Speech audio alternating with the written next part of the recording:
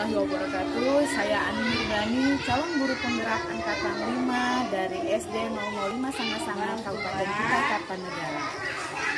Aksi nyata kali ini modul 1.4 yaitu budaya positif. Saya akan melakukan 2 kegiatan. Yang pertama melakukan pembentukan keyakinan kelas, dan yang kedua sesi berbagi dengan teman sejawat mengenai budaya positif. Bagaimana saya melakukan kegiatan? Silahkan simak video berikut. Assalamualaikum warahmatullahi wabarakatuh.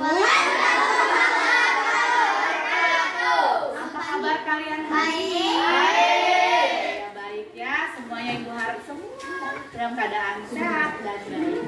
Baik, hari ini Ibu minta kepada kalian untuk membuat kembali kesepakatan kelas atau keyakinan kelas. Nah, di sini Ibu jelaskan terlebih dahulu apa itu keyakinan kelas. Keyakinan kelas itu adalah segala sesuatu yang menerapkan tentang disiplin positif ya, disiplin positif. Nah, di sini kalian boleh mencari apa saja yang bisa kalian terapkan di dalam kelas kita saja dulu, di dalam kelas kita ya. Disiplin positif seperti apa? Kalian sudah tahu karena Ibu pernah menjelaskan ya, banyak sekali nilai-nilai kebajikan dalam keyakinan kelas tersebut. Kalian bisa menuangkannya nanti di dalam kartu atau kertas yang Ibu bagikan ini. Silahkan Ibu bagi dulu ya, nanti kalian isi.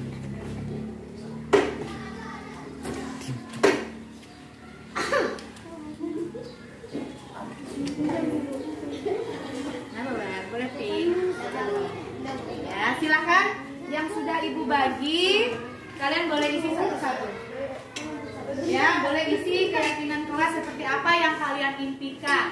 Kelas yang seperti apa? Tentunya semua mau kelas kita dalam keadaan nyaman, menyenangkan ya, seperti itu. Silahkan. Nanti setelah kalian buat itu, kalian harus bertanggung jawab ya, harus bertanggung jawab. Akbar sudah selesai? Sudah.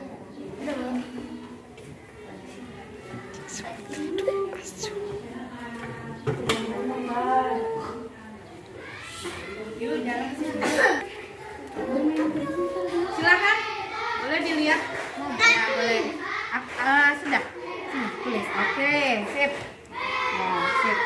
Sini ya. Ya, Akbar sudah? Akbar sudah? Endang sudah? Belum. Nah, silakan. Ini sama sini. Ya. Tertib. Yang sudah. Kayak gini dulu, Jo. Silakan tempel di depan ya. Tempel di depan. Silakan tempel. Buka aja suratnya, enggak langsung.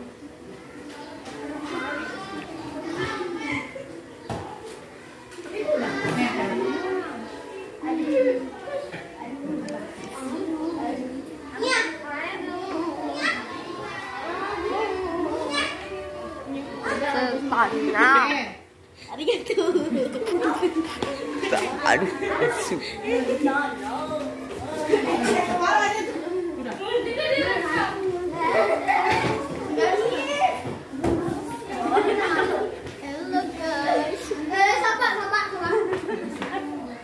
Mega sakit. Assalamualaikum warahmatullahi wabarakatuh. Oke. Baik. Sekarang silakan Akbar dan Fira bacakan hasil dari keyakinan kelas yang dibuat ya. Tetap saling sapa, salam dan senyum. Oke, lanjut. Datang tepat waktu. Datang tepat waktu dan pikir tepat Tepat ya. buang sampah pada tempatnya. Menyimak pelajaran guru. Harus mematuhi ketika Ibu menjelaskan. Bagus. Tidak terlambat belajar nyaman. Iya, Masuk bagus. kelas tepat waktu. Oke. Jangan membuli Membuli, patuhi guru. Bagus. bertanya harus jadi turun tepat waktu. Ya, siap. Terima kasih anak-anak Ibu. Ya, dari hasil yang sudah dibacakan, alhamdulillah kita sudah dapat beberapa keyakinan kelas yang telah kita sepakati bersama-sama. Silakan duduk dulu, Akbar. Kira silakan duduk dulu. Ya, nanti Ibu harap semua bisa bertanggung jawab ya, sehingga kita bisa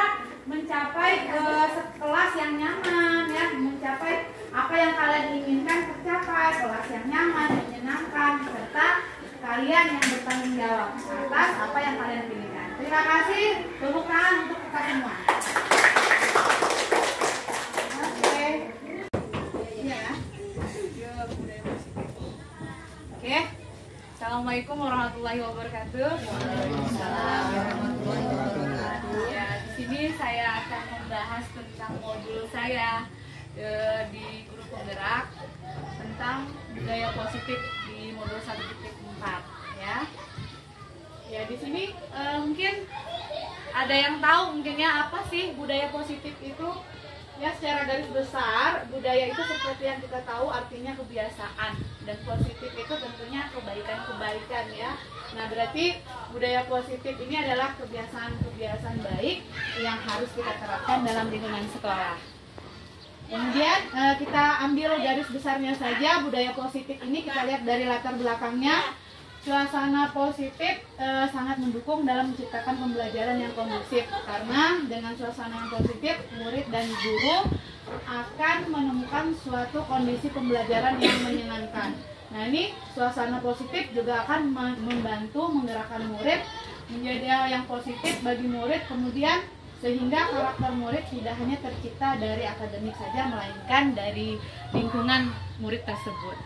Nah, jadi dari garis besar tadi kita bisa dapat simpulkan bahwa budaya positif ini adalah nilai-nilai, keyakinan-keyakinan, dan juga kebiasaan-kebiasaan di sekolah yang berpihak pada murid agar murid dapat berkembang menjadi pribadi yang kritis, penuh hormat, dan juga bertanggung jawab.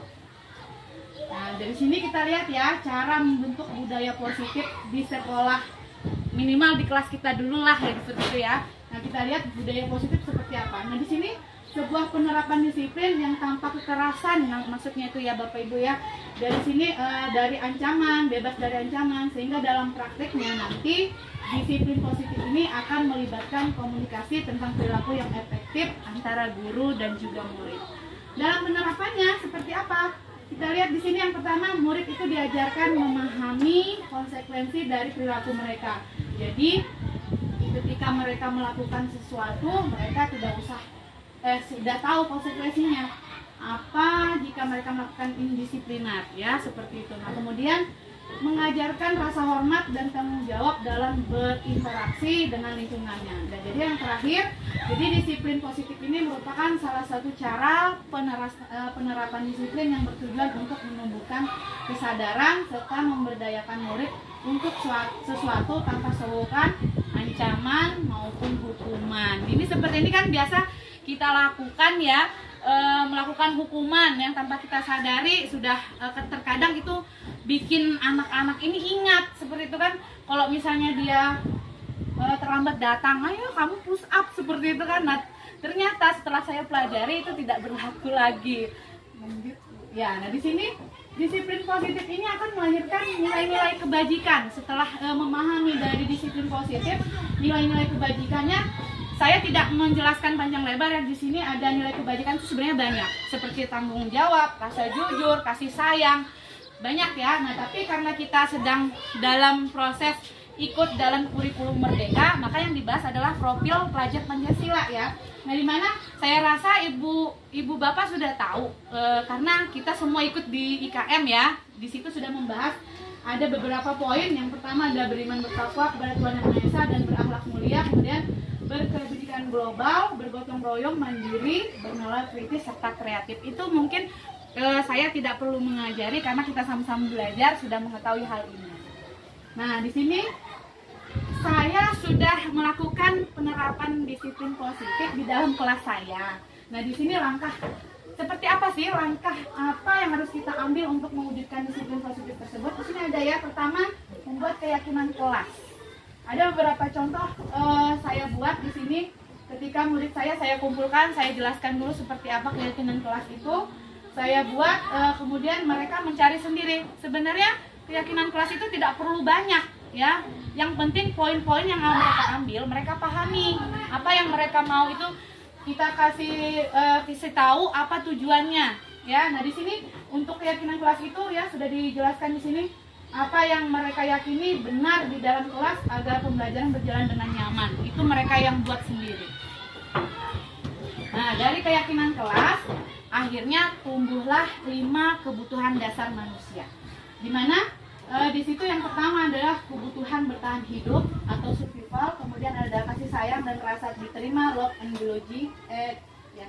Kemudian ada penguasaan, ada power, kebebasan atau freedom, ya. Kemudian kesenangan, ada fun. Nah, di sini dijelaskan kebutuhan bertahan hidup ini kita kembalikan ke anak-anak ya, seperti itu. Seperti apa sih mereka itu? Kadang kesalahan yang mereka buat itu kita tidak bisa menjudge langsung, kita harus mencari tahu dulu.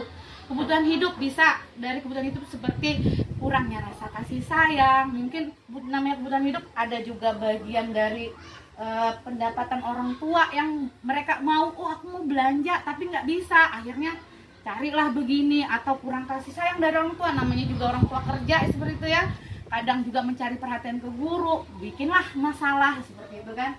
Nah, kemudian kasih sayang sama seperti yang tadi saya bicarakan atau contohkan yang di atas, sama seperti itu. Penguasaan, sehingga membuat mereka itu merasa berkuasa, pengen apa yang mereka lakukan pengen diterima seperti itu. Lalu ada kebebasan untuk mengungkapkan apa yang mereka mau seperti itulah. Lalu yang terakhir kesenangan atau fun ini, akhirnya mereka melakukan seperti itu, merasa kita juga perlu pada saat mereka melakukan apapun yang kebaikan itu kita beri reward dalam bentuk pujian seperti itu ya, sehingga mereka merasakan kesenangan. Nah, kemudian dari itu semua ini saya sudah melakukan posisi kontrol ketika ada anak yang melakukan kesalahan atau indisipliner ya. Kebanyakan kalau di SD itu mereka rata-rata datang terlambat, tidak piket ya, tidak mengerjakan tugas. Ini salah satu contoh saya dengan Akbar, karena kebetulan sebenarnya sih contoh aja ini ya, karena murid saya baik-baik ya ini ya. Di sini ada 5 posisi kontrol yang perlu guru ketahui. Yang pertama adalah penghukum, pembuat masalah, teman, dan pemantau, dan terakhir adalah manajer. Nah, penghukum ini saya rasa kita mungkin sudah pernah melakukan, saya sendiri pernah melakukan penghukuman seperti itu. Dalam artian kalau misalnya dia tidak mengerjakan PR, pernah tidak kita membuat, ayo kamu tulis di bukumu sekian, saya 100, saya tidak mengerjakan PR sampai 100. Nah, itu termasuk jenis penghukum ya. Kemudian pembuat masalah seperti apa? Pembuat masalah ini kita melakukan misalnya itu, kami ya kenapa tidak mengerjakan PR Wati, misalnya begitu kan, kok bisa seperti itu ya, sehingga dia merasa bersalah seperti itu. Lalu teman, nah kalau teman posisinya saya sebagai guru itu seperti ini, ayolah kamu kerjakan, masa nggak kasihan sama ibu, seperti itu ya. Bujukan seperti, sehingga dia merasa oh iya nggak apa-apa, efeknya ada. Bu Ani gitu aja loh, bisa aja kayaknya di teman itu, bisa aja kita nggak ngerjain PR ya kan. Nah, kemudian pemantau ini sepertinya ada konsekuensi sudah ditentukan dari sekolahan. Misalnya pada saat di sekolahnya, kalau kamu misalnya ada poin-poinnya ya, tidak melakukan tugas 1 kali ibu maafkan, tapi ketika 2 kali 3 kali kamu tidak memaafkan, berarti ada konsekuensinya, misalnya lari lapangan. Itu ada kesepakatan antara 2 pihak seperti itu. Lalu yang terakhir ada manajer. Ini manajer ini sama seperti artinya pengelola ya, pengelola, di mana sebenarnya idealnya kita sebagai guru itu posisinya di manajer. Di sini nih kita akan menggali atau mengelola kesalahan siswa menjadi karakter siswa. Salah satunya menggunakan segitiga restitusi. Seperti apa segitiga restitusi? Nah, ini dia bentukannya. Segitiga restitusi ada 3 sisi restitusi. Yang pertama, menstabilitaskan identitas, kemudian validasi tindakan yang salah, yang ketiga menanyakan keyakinan. Ini sudah tadi seperti pada gambar sebelumnya saya terapkan pada Akbar, saya contohkan ya. Nah, di situ saya panggil Akbar, dimana pertama menstabilitaskan identitas, kita tanyakan kepada anak, kita kasih tahu, ibu panggil Akbar seperti itu ya, ibu tidak mau menyalahkan ya, ibu kesini cuma mau cerita-cerita sama Akbar. Nah, kemudian validasi tindakan yang salah, kenapa Akbar bisa melakukan kesalahan, pasti ada alasannya seperti itu ya, kurang lebih seperti itu. Nah, yang terakhir menanyakan keyakinan, Akbar maunya seperti apa. Nah, kemudian nanti Akbar ingin seperti apa sih kelanjutannya, kenapa masih mau begini terus, seperti itu ya. Nah, tanyakan tanpa kita menyalahkan si anak, kembalikan kepada dia dia yang mengungkapkan sendiri alasannya kenapa, apakah dia alasannya nanti mau berubah, karena kita yakin anak tersebut pasti bisa berubah, karena pada posisinya anak itu baik ya, pasti mau berubah menjadi baik. Sekian dari saya, terima kasih Ibu Guru hebat. Assalamualaikum warahmatullahi wabarakatuh. Silakan kalau ada yang mau ditanyakan. Bapak Ibu siapa yang ngasih Atau ada yang mau menanggapi, silakan, boleh Ibu Wiwin, atau ada kekurangan saya dalam menjelaskan, boleh. bagus saja sudah dalam penyampaian sudah bagus, terus dalam isi juga bagus, hanya perlu latar backgroundnya nggak usah putih, kalau bisa ada warna yang lebih menarik lagi supaya nanti pada saat ini bisa lebih bagus lagi. Kalau dia polosan seperti ini kayaknya kurang. Nah terus kalau menjelaskan dalam, kalau misalnya di room menjelaskan seperti ini, jangan bilang karena murid saya baik-baik saja, tidak ada di kelas anak murid yang pasti ada murid yang berbuat salah. Jadi ya benar tadi sudah penerapan itu hanya nanti dibunyikan seperti itu aja. Ini memang ada permasalahan seperti ini. Udah bagus saja. Terima kasih Bu Wiwin ya atas tanggapannya. Yang lain mungkin? Saja. Baik, kalau begitu saya tutup sosialisasi tentang budaya positif. Sekali lagi terima kasih Bapak Ibu atas waktu yang diberikan. Assalamualaikum warahmatullahi wabarakatuh. Waalaikumsalam. Terus.